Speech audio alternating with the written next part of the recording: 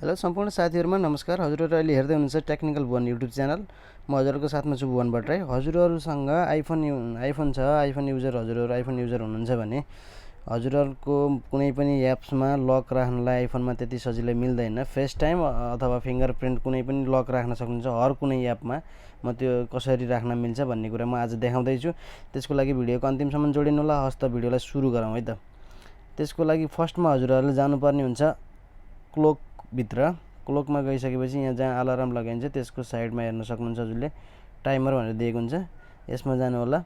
यहाँ कति मिनेट छ हजुरको यसलाई फर्स्टमा हजुरले 1 मिनेटमा गर्नु। 1 मिनेट हैन, यता 00 गर्नु, यता 00 गर्नु। यहाँ लास्टमा जुन छ त्यसमा चाहिँ 1 सेकेन्ड गर्नु। अनि त्यसपछि यहाँबाट ब्याक आउनु। अनि त्यसपछि हर आइफोनमै हुन्छ यो सर्टकट भन्ने। यदि छैन भने हजुरहरुले प्ले स्टोरबाट डाउनलोड गर्न सक्नुहुन्छ। यदि हजुरहरुकोमा छैन भने म तल डिस्क्रिप्सनमा यसको लिंक पनि राखिदिने छु।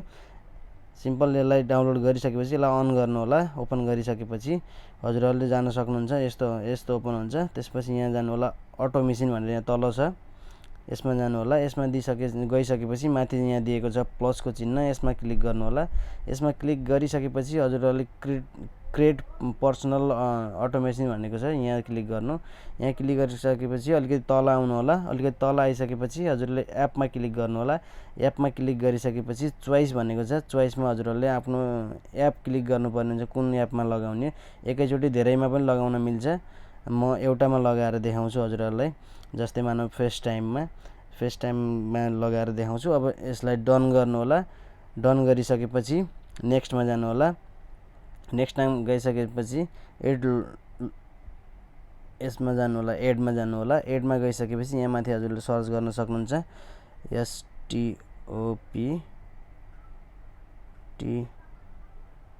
स्टप टाइमर यहाँ देख्न सक्नुहुन्छ। स्टप टाइमर भनेर आएको छ।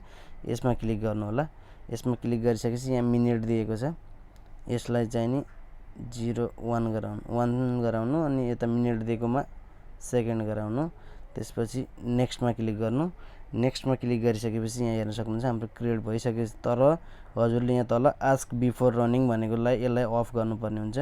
डन्ट आस्कमा यता क्लिक गरिदिनु र यसलाई डन गरिदिनु। यसलाई डन गरिसकेपछि हामी हेर्न आउँछौँ अब फेस टाइम हजुरहरुको यस्तो गरेपछि ओपन भयो। 1 सेकेन्डमा लक हुन्छ। फर्स्टमा ओपन हुन्छ, 1 सेकेन्ड भित्रमा लक हुन्छ। देख्न सक्नुहुन्छ। मैले फेस आइडीको माध्यमबाट मैले खोलेर देखाइसकेको छु। फेरि पनि हेर्नु होला। क्लिक गर्यो, अफ भयो। हेर्दिएपछि अब हजुरले अन गर्न सक्नुहुन्छ।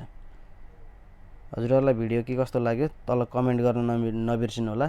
हजुरहरु आइफोन युजरले हेर्दै हुनुहुन्छ भने यो भिडियोमा के कस्तो पाउनु भयो, हजुरहरुलाई के कस्तो बेनिफिट भयो कमेन्ट गर्न नबिर्सिनु होला। हस्त हेर्दै गर्नु होला। टेक्निकल भुवन युट्युब च्यानललाई सब्स्क्राइब गर्नु होला। हस्त हुन्छ। धन्यवाद। जय नेपाल।